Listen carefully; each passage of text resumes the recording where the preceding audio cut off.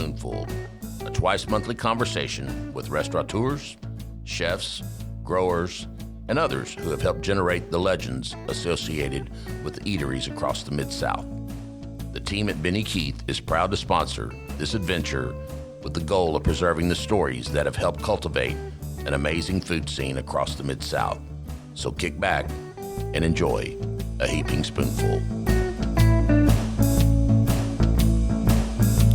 All right, everybody, it is the first or third Tuesday of the month. That means it is Heaping Spoonful right out of Benny Keith Studios out here on Route 70, right outside Rose City. Today I have somebody pretty special across the table from me. Today I have Shane Taylor of Taylor Made Cafe out in Conway. What's up, Shane? How you doing, man? Good, man. How are you? Awesome. Shane, I was just saying that the people here at Benny Keith Studio, at Benny Keith, when I come in, a lot of times I'll walk into the kitchen and I'll go see, do you know Shane, like the corporate chef here, Shane? I think I've met him once, yes. Good dude. It was a while back. It's when I first started buying from him. Okay, yeah. I did like the tour of the kitchen and everything like that. All that stuff. Little product showing. But everybody's always asking me like, hey man, who you have on the podcast this week? We'll do one a week, maybe two, depending on the week. And when your name came up, everybody was like, oh yeah, man, that place is awesome. You got to get Braden, you got to get out good. there. Yeah. Very good. Absolutely. I've been very lucky recently that everybody that I've had on, everybody's like, yes, have you been out there? Have you been out there? Conway from here, now you said like coming up the stairs, I don't know, is that where you live? Is that the same area where the restaurant is? Not really. It's still in Conway, and the restaurant's in Conway as well. Mm-hmm. But I live way out by the river. Okay.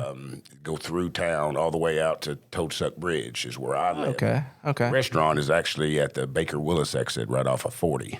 Okay. So if you took that exit, then you go down to Highway 365, then the restaurant's right there on your right. Awesome. I have yet to go out there, but like I said, everybody, when I said that you were coming on, everybody's like, dude, you got to go out there. You have to go out there. Me running a restaurant myself, it's tough. As you know, it's tough to get out, Yes. But everybody's like, man, and our accountant, she lives out there. Oh, really? So when I told her that you were coming on, she's like, oh, me and Jeff, that's her husband. She's like, Jeff and I, we go there at least once a month. We love it. And everybody talks about the patio. And I was looking at pictures of the patio. It's beautiful, man. Yeah, it's big. Awesome. Very big. So it's kind of funny. So I talked to you on the phone, was it 2 weeks ago or something like that? Something like that, yes. And, we were just going over and you had asked like, what's the podcast all about? And it's very much telling your story. And I've been thinking about this. It's actually kind of funny is, I'm standing outside, I'm talking to you on the phone. And, it was like people walking by and you were like, what's the podcast about? This and that. I said, telling your story. I said, how you got in the restaurant business. And before I got the next word out, you said insanity. Yes. That's how I got in the restaurant business. Insanity. Pretty much. That's how opening it up was insanity. Yeah. It was. Oh, man. Crazy. It was very difficult to do. It took me a while to build it. So now, have you always been in the restaurant business? Yeah, I started in the business when I was 15. Okay. This steakhouse called Sir Loins End in North Little Rock. Okay. I grew up in North Little Rock. So I started off there just as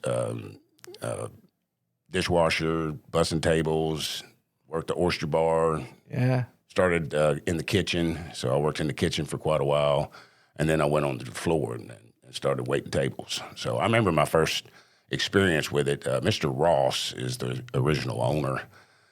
And he used to work just on, he worked during the day because he helped prepare all the food because we were only open at night. Okay. But he and his wife would manage it on Saturday nights. So I'm 15 years old. I'm bussing tables around there, and there's this customer that was complaining that the wait time was too long because we used to be on a wait like all the time. And he came out just kind of not very nice to the hostesses there. Well, he walked over there and said, well, let me just check. And he looked in there and he was like, no, sir, we told you this time. Yeah. And he started bitching even more, the guy did. So he said, I'll tell you what, son. He said, won't you just get the hell out of my restaurant? And he goes, oh, well, wait a minute. Do you have a doctor? And the guy goes, yeah. He said, do you have a paper boy? I said, yeah. He said, tell them not to come in my restaurant.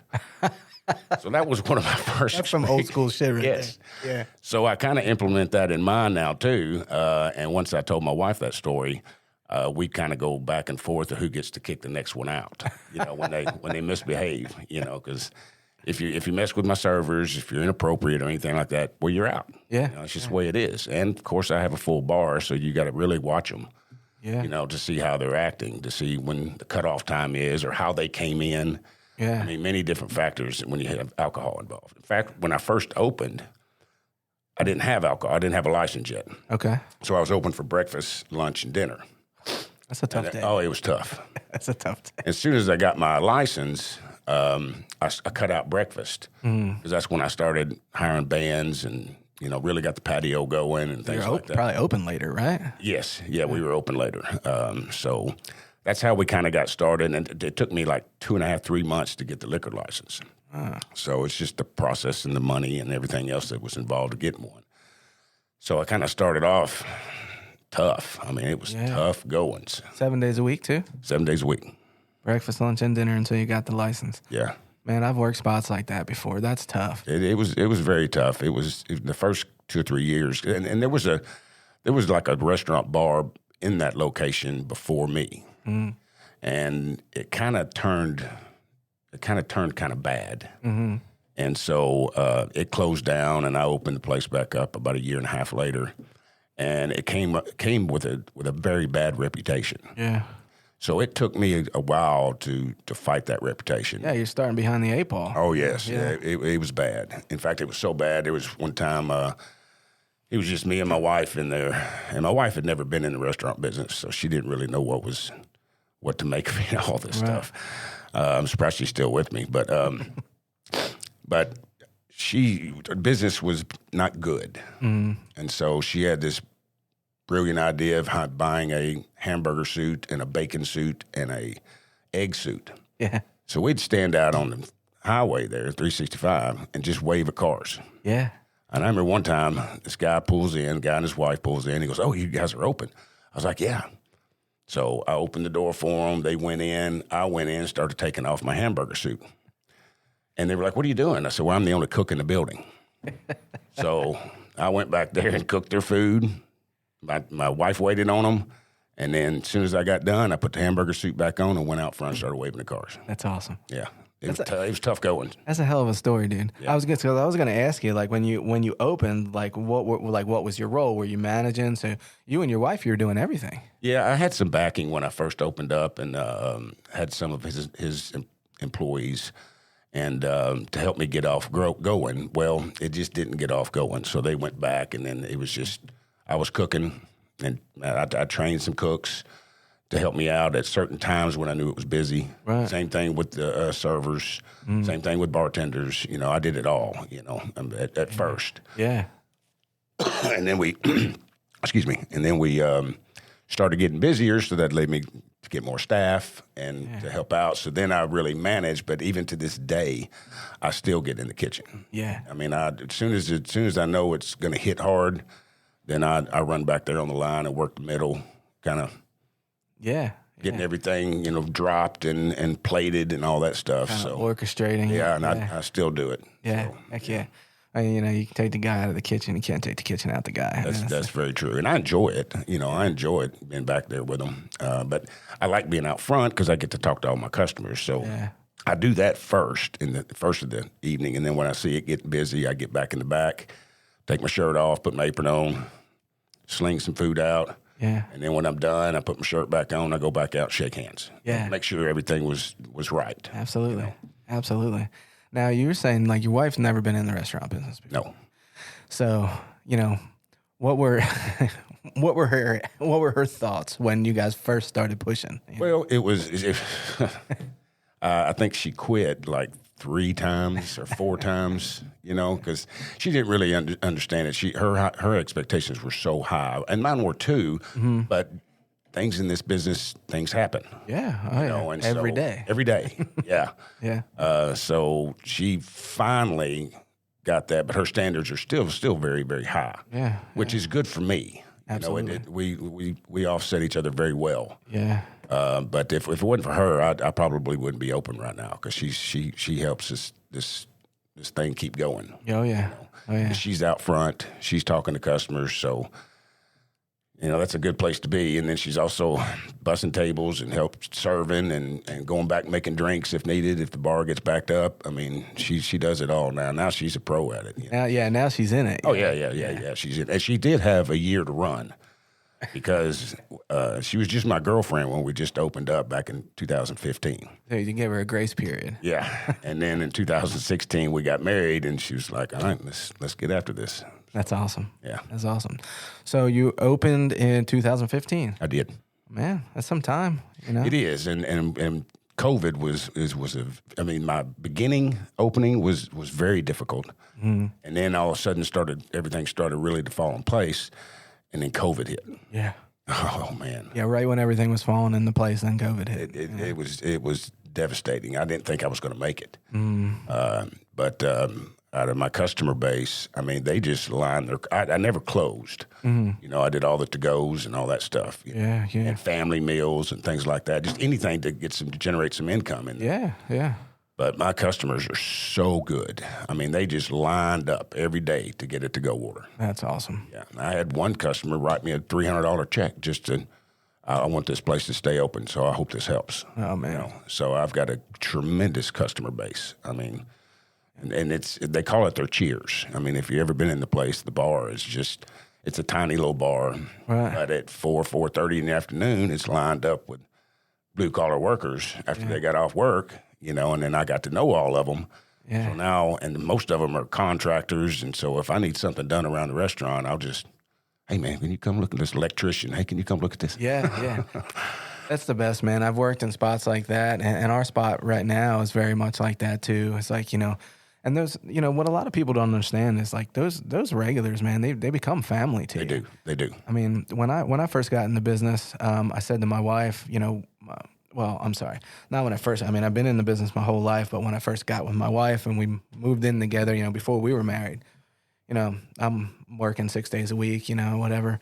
And I said, listen, I'm going to have a get together at the house, and I'm going to invite all these regulars over. Oh yeah, we've done that. And my wife, at first, she was like, what are you talking about? You're going to invite a bunch of strangers into the house? I said, they're not strangers. Some of these people I've known longer than you.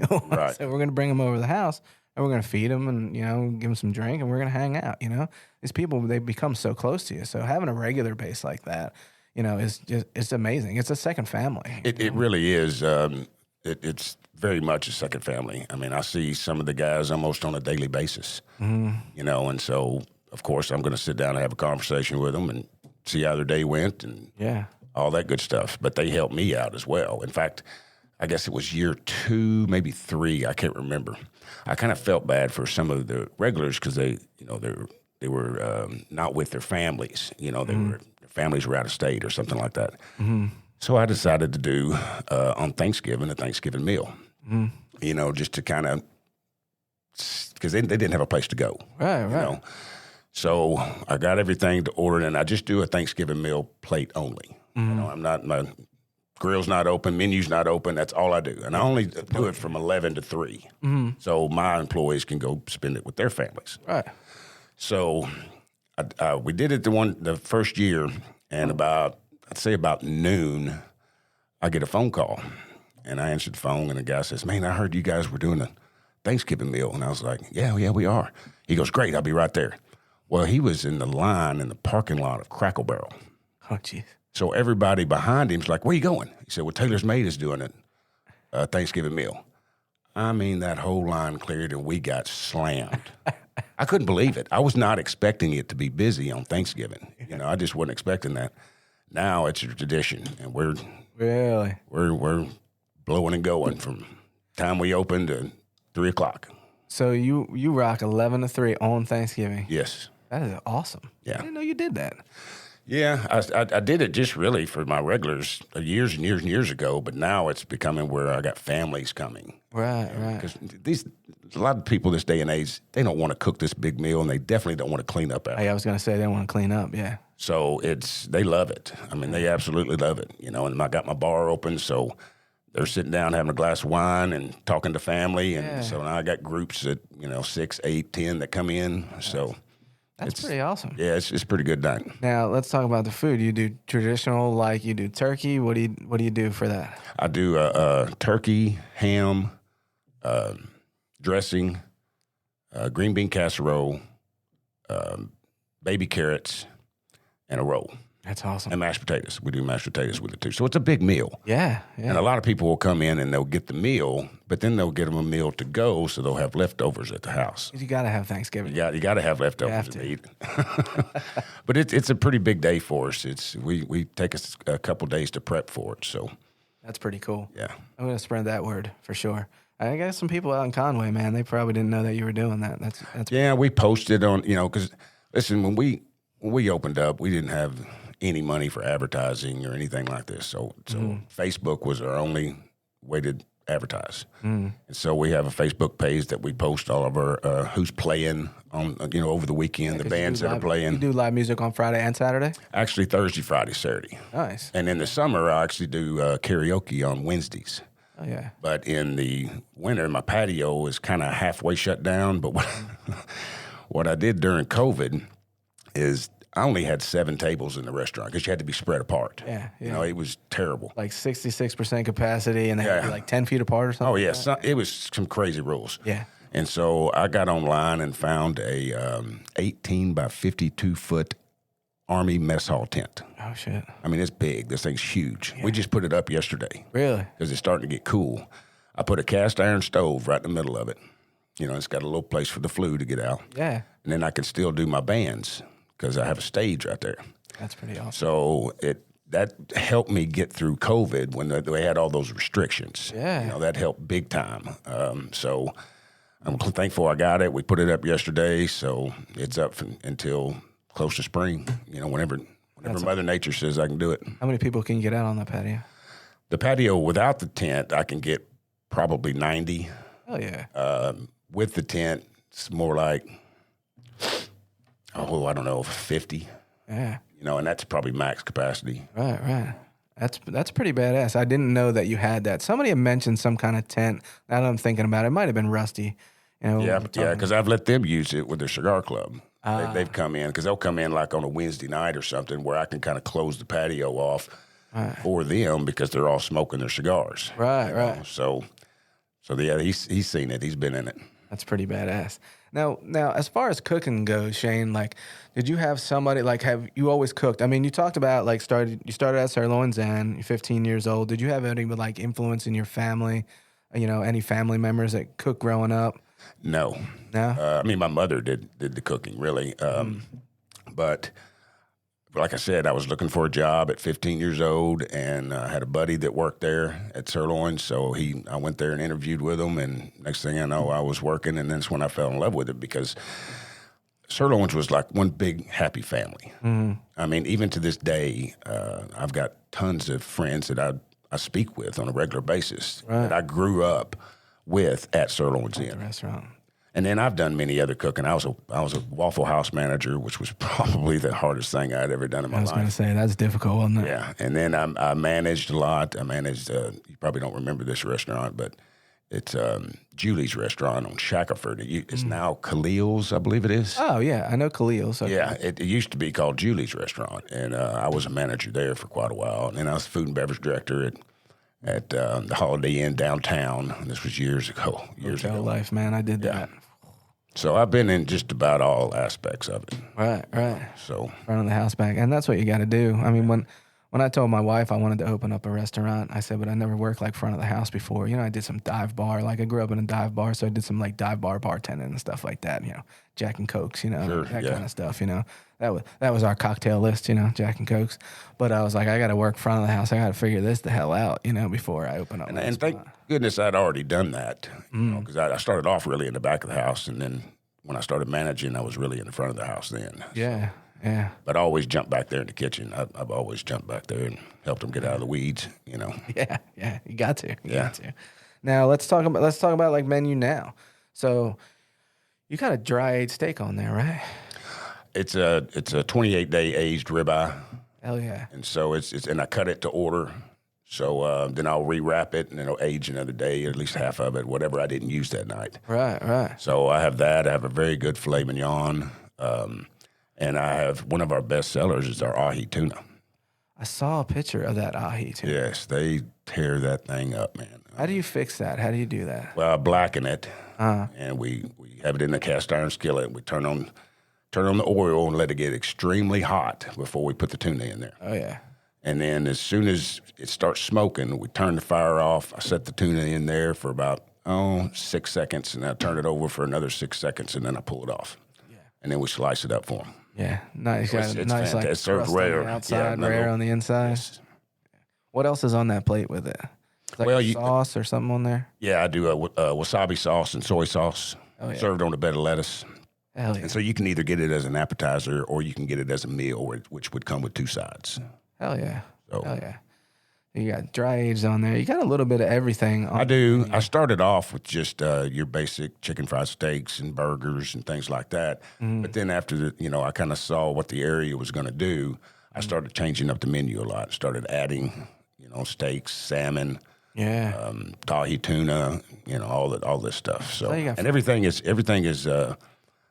we bread everything ourselves. The only thing I don't bread is our fried green bean appetizer and our mozzarella sticks. Okay, yeah. Everything else it comes in fresh. We chop up our squash. We throw it in the wash, throw it in the flour, and we bread everything ourselves. Same thing with okra and everything else, really. Chicken fried steaks, we bread everything. Hell yeah. Hell yeah.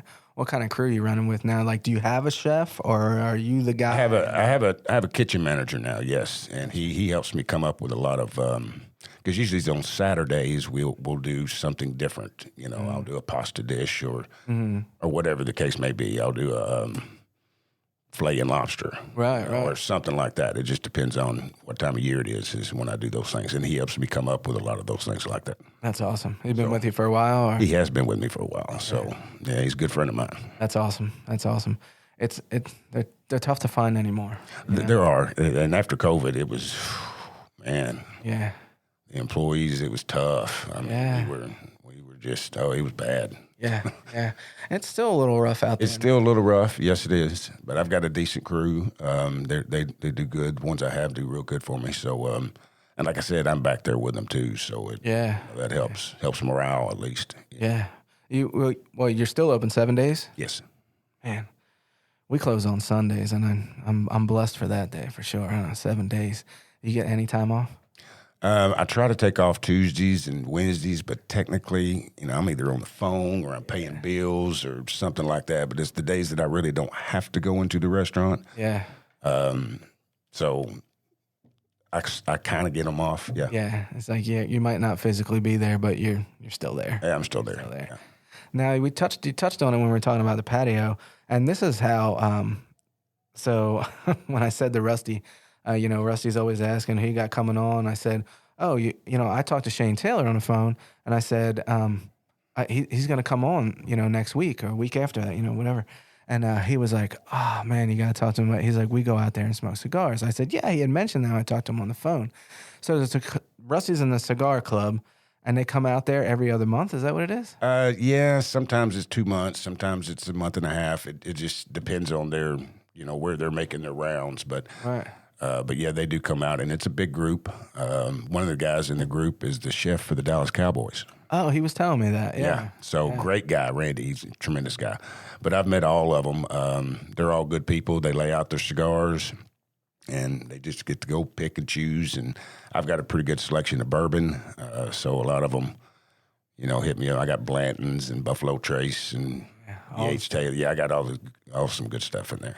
So you got a full bar out there. Do you have you do all that stuff too yourself? You put the cocktail list together or wine list? Yeah, we have we did in the past. Yeah, it's a funny story. When I first opened up with the liquor license, I didn't know what to buy. Yeah, I always just said, well, I need a little bit of everything, and so that's what I got. Well, I had a singer singing that night, first night that we had alcohol. I had to go back to the liquor store 3 times. Oh, jeez. Because I didn't know what to buy, and I wasn't expecting that. Right. And all of a sudden, I was like, I got to go back because I have to buy from the liquor store because I'm in a dry county. Oh, that's right. Yes. Forgot. Conway's so dry. I hit that 365 strip so many times going back and forth getting booze. until we finally got a good system down to where I don't have to do that. I mean, I do every now and again. Yeah. But for the most part, we usually have plenty of inventory. Right. So, man, you got a full bar. So now it's just lunch and dinner, though, right? No more breakfast. No more breakfast. No more breakfast. Gotcha. I had to just because it was already bad enough being there from 5:30 in the morning all the way to 8. We'd close at 8 o'clock. Well, now we close it. The kitchen closes at 10. That doesn't necessarily mean the bar closes. Yeah. It just depends on how many people's in there and all that good stuff. And if the bands are still rocking, then we're still pumping out drinks. Bands change every week? Yes. Yeah. I'm sure you have some that, I have some regulars that come back. Yeah, I do. Some real good ones, too, man. Some of them are just fantastic. Really? Yeah, that I don't even know why they're here because they should be on the road somewhere. But most of it, it's their second job. They have a daytime. Yeah, they have a full-time job. Mm-hmm. Some of them don't, but a lot of them do. Yeah. So that's pretty cool. I didn't know that you did live music. Now, they set up on the patio? Yes. And then in the wintertime, they set up inside, or you close, you said like half the patio after you put the tent up and stuff? Yeah, and I'll put them out there unless it just gets too cold. Mm-hmm. But in the winter, I try to only hire like duets, things like that. And in the summer, I hire full bands. That's awesome. But I can't fit a full band in the tent or in the restaurant. Right. So, but then I'll pull one guy, especially in the winter, I kind of back off a little bit on the big bands and the smaller ones. That's pretty cool. Yeah. That's pretty cool. We're right next to like Four Quarter downtown. Yeah, I've been there. I've been to we were actually going to, me and my wife had reservations to Capello's. Oh, nice. And we got there early, so we ran into your place and had a few drinks. Me and my wife and another couple, and had a couple of drinks there before we went down to Capello's. So, But I'll come back and visit for sure. Oh, man. And, Four Quarter, they do music next door, too, and he's got a band in there. I want to say Thursday, Friday, Saturday, something like that. But you're right. Like, some of these local guys, man, are crazy. Oh, like, they're unbelievable. Yeah, I'm like, and I say, like, what are you doing in Arkansas? Like, what are you doing here? Like, I'm talking about, these guys, and they're not doing, like, all covers and stuff. I mean, obviously, there's a place for it, but it's, like, their own music they're playing. Yeah, a lot of them play their own. They mix it in. Yeah. What they do. Yeah. So I've got some ones that are just unbelievable that bring a following. Yeah. They bring a big following. You run specials when you do live music and stuff like that? Like you run like drink specials or, no? No drink specials. We kind of cut happy hour out when COVID hit. Yeah. It just, I had to survive, and we've just never really brought a true happy hour back. Yeah. But my prices are pretty. Oh, yeah. Pretty good. Sure. Yeah. So. And, reading some of your reviews, everybody, the reviews, not only the reviews good, but your cost is always a part of that. It's like, man, I got this. I got a dry aged steak, and this is what it cost me. It's fantastic. Yeah. That's awesome. So this is what we're going to do, Shane. We're going to take a quick break, all right? We're going to pay some bills here. And in that quick break, we'll hear Rusty's beautiful voice, All right. All right, we're going to be right back with Shane Taylor of Taylor's Made Cafe. I hope you're enjoying this episode of Heaping Spoonful. We at Benny Keith Foods enjoy talking about the food scene almost as much as we enjoy providing the top quality ingredients that help restaurateurs and chefs across the Mid-South create their magic. Now let's dive even deeper into the culinary world with your host, Chef Brian McFadden. All right, everybody, welcome back to Heaping Spoonful. Across the table from me today, I have Shane Taylor of Taylor's Made Cafe. So we're talking patio, man. We talked about your back patio. We talked about the cigar club. We talked about how you and your wife got started out there, how you're moving. Now, what are your plans for the future, man? Like, what does the future hold? Just to keep rolling. Just keep rolling. Yeah. Now, I built this private room. Excuse me. Yeah, good. I built this private room off my patio back when the PPP money came through. Yeah. One of them you could use it for was expansion.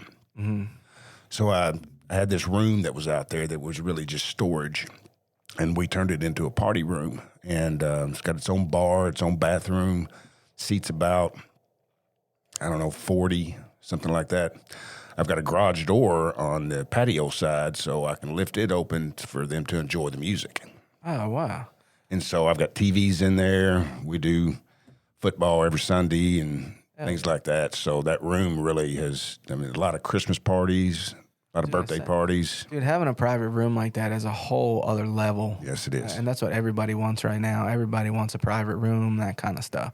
So It was a good investment for me, yes. yeah, that is awesome. Now you do separate menu, like you do like a buffet menu, or is it, no, you just everything's a la carte. It's just you have your own private space. Correct. And Christ, bathroom and everything. Yes. That's awesome. Yeah, it helps that. And then we put a server in there that basically will load the bar up with beer and wine, but then if she needs a drink, she'll just run to the bar and get the drink.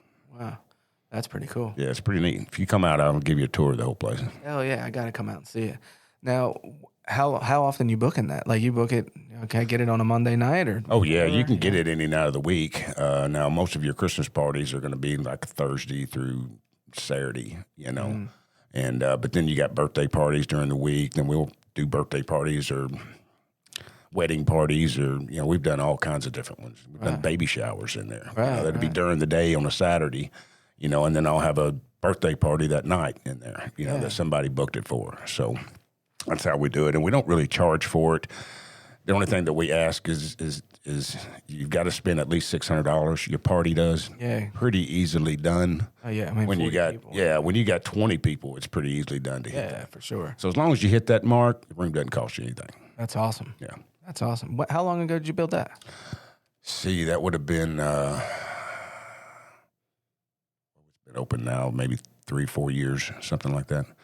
It was toward the end of COVID. Yeah. So when that was kind of going away, and then government gave all that money out, so I utilized it and put it back into the restaurant. Absolutely, man. It's the best thing to do. Yeah. I know a lot of people that did that. We opened up during COVID, which was freaking crazy. Golly, I couldn't imagine that. Oh man. Well, yeah, I moved down here 1,800 miles away. I moved from Philly January of 2020. And I was like, wow, fuck, what did I do? Yeah. Goodness gracious, man. That's a little different. Yeah.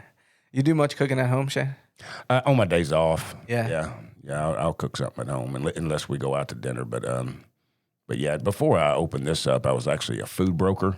Oh, okay. Where were you at? Advantage Waypoint. Okay, yeah.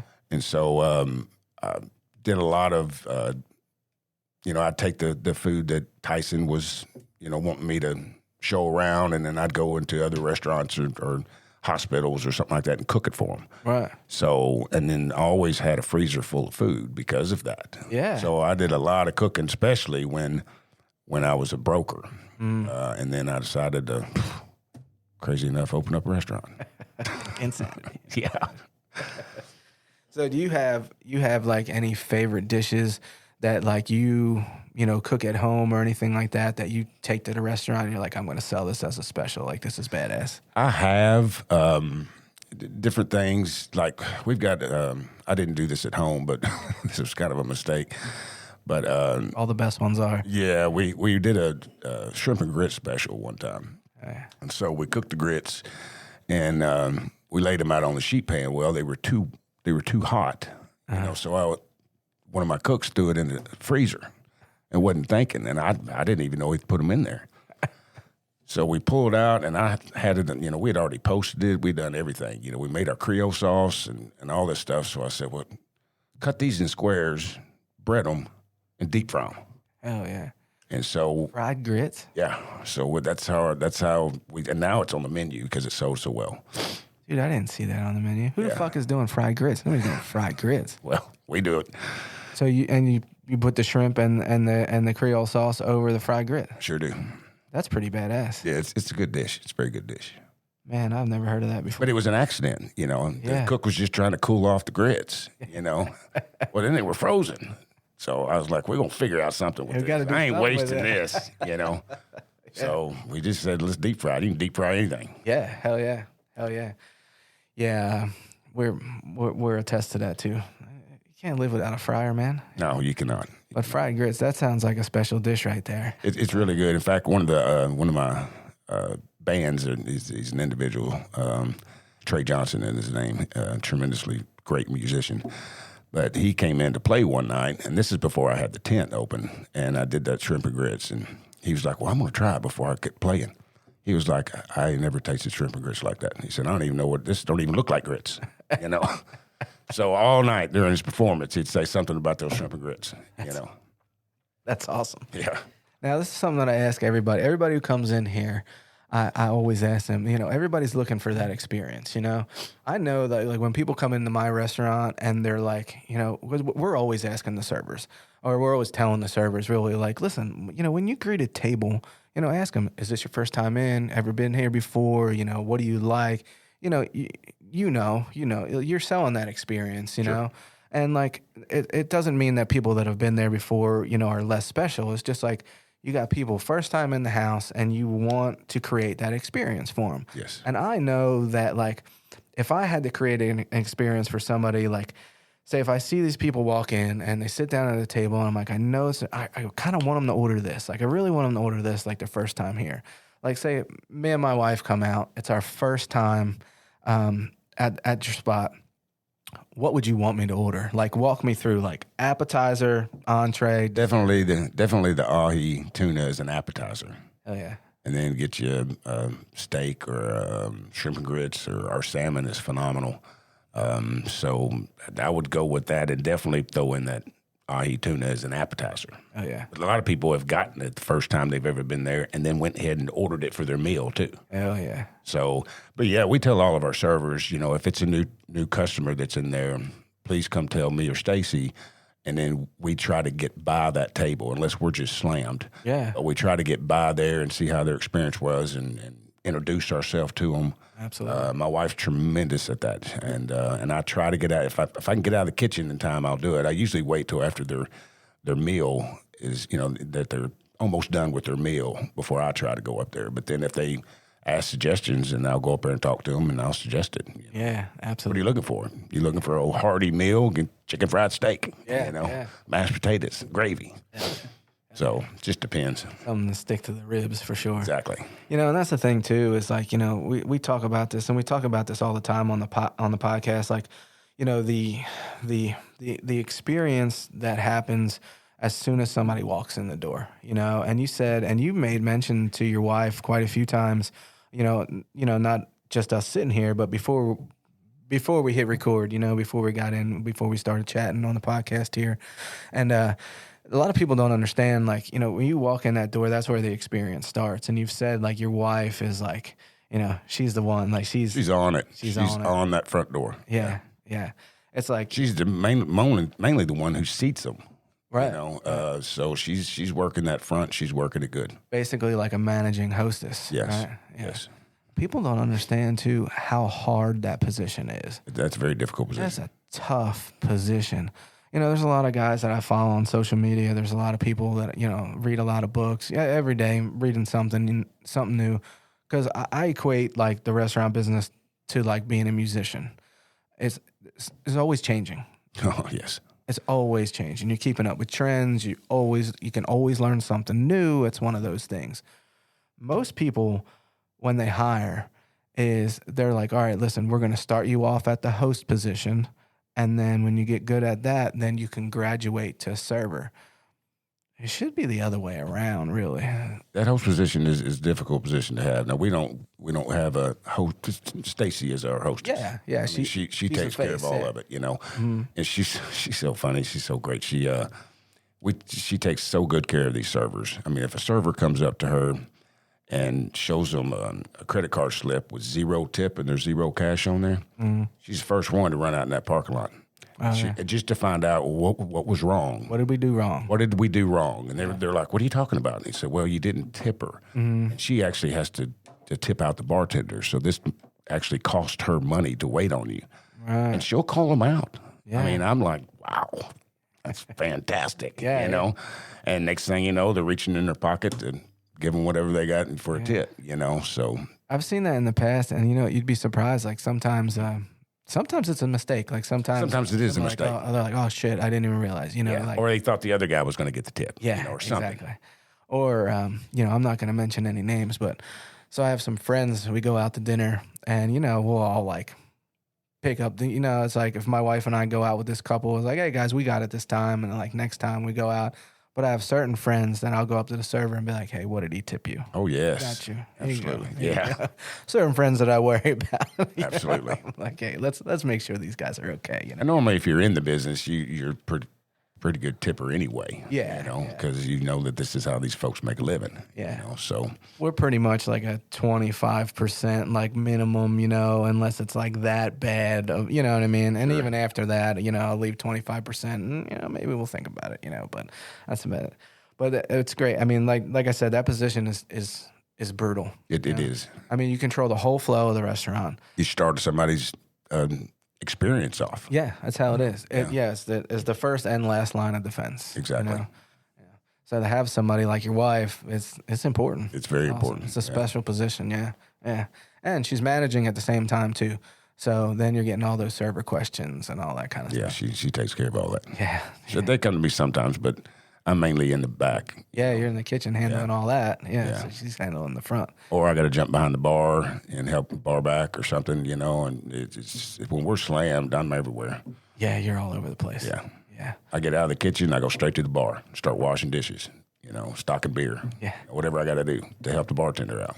That's what, it's like being an owner of the restaurant is like, so you're an owner, you're a dishwasher, you're a bar back, you're a bartender, you're a cook, you're a plumber, you're an electrician.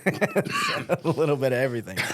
Well, I've got a lot of regulars for that. So Yeah. That's right. they help me out with that stuff. Yeah. So, there's some of the stuff you can do yourself, but some of the stuff, man, I don't have time to do this. No. We're busy and something's backed up, Oh, yeah. Man, oh, man. Do you ever think about a second location? No. Nah. I've been offered to do one, but I couldn't give it the attention that I give my place now. Yeah. I got enough on my hands right now. Yeah. So I was like, no, I can't do that. We almost did it at one time, but I would probably never see my wife if I did that. Yeah. If she'd be at one, I'd be at the other. Yeah. And so I'm like, no, let's just concentrate on this one. Yeah. Let's just do this. Yeah. Yeah. It's for the best. Yeah. And like you said, you guys are separated. You obviously enjoy working together. Yes. I'm sure it gets, it's a little nuts sometimes. Oh, sometimes it's a little different. Yeah. Yeah. For sure. But yeah, you're right. To split that time, you're better off in the same building. Yes. And you pay attention to one product instead of two, And if it ain't broke, hey. Yeah, I couldn't. I don't see how I would open up a second location. I really don't. It'd have to be in a different town, just because I've built up, the reputation in Conway right now. There's no way I could do it really near it. And then now you're looking at traveling, and trying to start up another. No thanks. Certainly don't want to split that clientele. Yeah, for I sure. don't want to do anything like that. Plus, we get a lot of business from Maumelle, North Little Rock, Cabot. Yeah. We get folks who drive that far to I was gonna say, man, we talked about it earlier. So Conway, from Little Rock, 20, 25 minutes, probably. Maybe 20, 25, yeah, something like that. And we're right off of 40, so. Right, so you're there. Yeah, you're right there. So, I mean, there's something to be said for that, for people traveling from Maumelle, from Little Rock to come out there. It really is. I was shocked. Yeah, I mean, that's awesome. Yeah. And we do it sometimes to try to figure out where people are coming from. And when we have people come from Conway into Argenta, we're like, well, that's badass. I mean, these people are traveling 20, 25 minutes. So if you got a spot where people are willing to travel and they make the time, like we're going to go out to Taylor's Made, that's something to be said for that. Absolutely. Yeah, it really is. It shocked me, to be honest with you, because I'll ask them, where y'all from? Yeah. And they'll tell me, and I'm like, wow. Yeah. What brought you from there? Some of them are coming there because their kid is at UCA, and they'll come visit or drop something off, and they'll swing by. But then we end up getting them back. They'll come back too. So that's awesome. I always when I talk to a table too, I'm always like, hey, next time you come in, you make sure you say hello. I'm here every day except for Tuesday, right? Just make sure you say hello. And it's crazy when you see those people come back. It's such a good feeling. It really is. Yeah, it is. I mean, when you think about it, Shane, think about the conversation we just had. And I know, the little bit that I know about you right now, you're probably like me. You think about that stuff. When we first opened, I'm standing outside with my wife in a hamburger suit. I'm going inside and I'm cooking. And now you got full bar running. You got full staff. You got this amazing patio. You got a cigar club that comes in every other month. You have a hell of a reputation, man. Well, thank you. Like everybody, like I said. Took a while. Yeah. I mean, it's come a long way. I mean, it's badass, man. Oh, I appreciate that. It's badass, yeah. And talk about your reputation, man. I can't say it enough. Everybody, when I told them that you're coming on the podcast, people that don't even know you, they're like, man, I hear that guy's a good dude and he's got a good product out there, you know? And it says a lot. Yeah, it does. It does. You know, especially when I don't even know what's being said. You know, Yeah, it's a great thing. But especially nowadays because it's so easy, you know, to sit behind that keyboard and you know, I'm sure you watch the reviews just like we do. You know, yeah. and it's like, you know, so to really think about where you came from and where you're at now, it's pretty awesome. yeah, it really is because we drug ourselves through the mud for a long time. Yeah. So And you know, to get up every morning and be like, all right, we're gonna do this again. yeah, Here we go. time to make the donuts. Yeah. We talk about my cousin and I. My cousin's my business partner, and we talk about, man, the first like 2 years we were open, pivot, like the word pivot. You know, it's like you got to pivot with the times. You got to pivot with the trends. You got to pivot with all this stuff.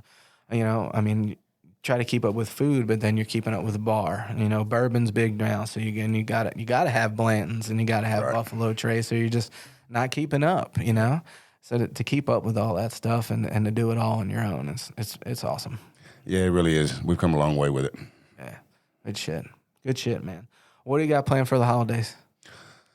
Oh, I'll be working. Other than Thanksgiving, I know you're working on Thanksgiving. Well, we closed down on Christmas Eve at like 3:00, and we're closed on Christmas. Nice. And then, you know, of course, we got New Year's. We're open for that, and then we also do a New Year's Day meal, you know, with black-eyed peas, ham, collard greens, things like that. Oh yeah.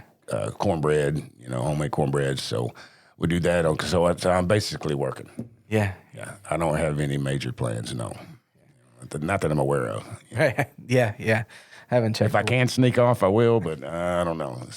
Haven't checked the wife's calendar yet either. Exactly. Yeah. It's like, I don't think we have anything planned, but I can't make that decision yet. Yeah, I talk can. to Chrissy Cannot first. do that. Yeah, Man, I really appreciate you coming in today. absolutely. Really happy to have you. I'm glad I finally got to meet you, you know, and talk about the spot, and I will be coming out there. Yeah, and I'll come to yours again. We went there just for a drink, but I'd like to come there and actually enjoy a meal. So me and my wife had talked about it. We just could. I wanted to do it before we came and did this, but we just didn't have the opportunity to do so. So you know how it is. Oh, yeah, absolutely. You just let me know when you're coming. I will. I will. We'll come out and sit down with you and hang out for a little bit. Absolutely. Yeah, I'll let you know. Awesome.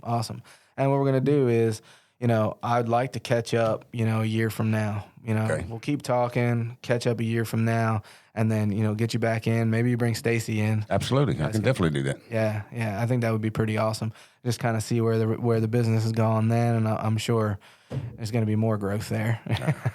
I'm busting at the seams now. I don't know what else I could do. Some days when it's slow, it's slow. Oh, yeah. You know, those days, restaurant business, you know, penny business, and it's hit or miss, you know what I mean? It really is. I mean, it and the weirdest things can make it that way. Like when a Razorback game is playing, especially when it's there in Fayetteville, it just kills our business. Yeah. It just kills it, you know. Ours too. Yeah, it's just like, golly, you know, it's just And we can advertise all we want. all you want. Yeah. I do wings and things like that, and try to show the games, and no. Yeah, unless you're a sports bar. You know, last night was not good for us at all. Last night, the Cowboys played and Razorbacks basketball. Yes. That hurt us. Oh, yeah, it hurt us. Yeah. Too. Yeah. And it snuck up on me, too. Like, so, and, you know, I'm an NFL guy, and I'm not a Cowboys fan. And I'm not either. and so My wife is. My wife's a huge fan. All right. I won't say too much then. I don't want. I have Be a all right. feeling I don't want to get on Stacy's bad side. So I'm not gonna say anything. But I knew they were playing. But then I didn't realize that the Hogs were playing last night too. And I was like, I sent 2 guys home in the kitchen. I said, y'all can go. Yeah. I said, it's just how it is. It's the nature of the beast. It is, and it was just. Let me ask you this: Monday and Tuesday, or the Tuesday was election day. Y'all busy? No. We were completely dead. Yeah. We were busy the day after. We were too. Yeah. We were very busy the day after. That Wednesday, it's just something happened, you know. And I was off that Tuesday, and I went and I did my duty and I voted. Sure. And I was looking at the cameras. I have 2 young boys, and I was like, oh, I got like an hour to kill before I have to pick the kids up, from school. So I'm looking at the cameras at the restaurant, and there's like 2 guys sitting at the bar. And I'm like, all right. I'm with you. I got cameras too. I look at it all the time. Yeah, I was like, I think they're going to be okay tonight. I don't think they're going to need me tonight, Right. Well, yeah, man. It's the business. It is the business. Yeah, you take the good with the bad. Yeah, absolutely. Absolutely. Well, that's what we're going to do, man. We're going to check up in a year. We'll get Stacy on here with you. Sounds good. Yeah, I haven't done that yet. I haven't done a dual interview yet, so that'll be fun. Yeah, that would be fun. We'll rock it out. I won't be talking very much. She's going to do all the talking when that happens. It will bring both our wives. Yeah, that's a good idea. Well, good stuff, man. I appreciate you coming out, and we'll be checking in on you. Absolutely. I appreciate you. Rock and roll. All right, everybody. That's this episode of Heaping Spoonful. I'd like to thank Rusty Mathis, GM over here at Benny Keith. Rusty's a hell of a dude, and I think we all share that. This is Rusty's baby, and I'm happy to have this platform. Certainly like to thank Rob Nelson. Rob is the head of technology over here. Rob's the one making us sound good. And, one of these days, we'll get Rob in here. He's a piece. He's a piece. He's a good dude. He makes us sound all right. So we appreciate Rob very much so. So you can listen to us on all platforms, whether it be Pandora or Spotify. You can find us anywhere. The best way to do is just Google Heaping Spoonful, and it'll pop up. So keep a lookout, first and third Tuesday of every month. And if you're interested in coming on and sitting down and telling your story, just hit us up. We are here. All right. Until next time. Thank you. We hope you enjoyed this episode of Heaping Spoonful. On behalf of all of us at Benny Keith Foods, Mid-South Division, please know how much we love connecting you with the legends of the culinary scene and their unique stories. I look forward to the next time we can offer you another Heaping Spoonful.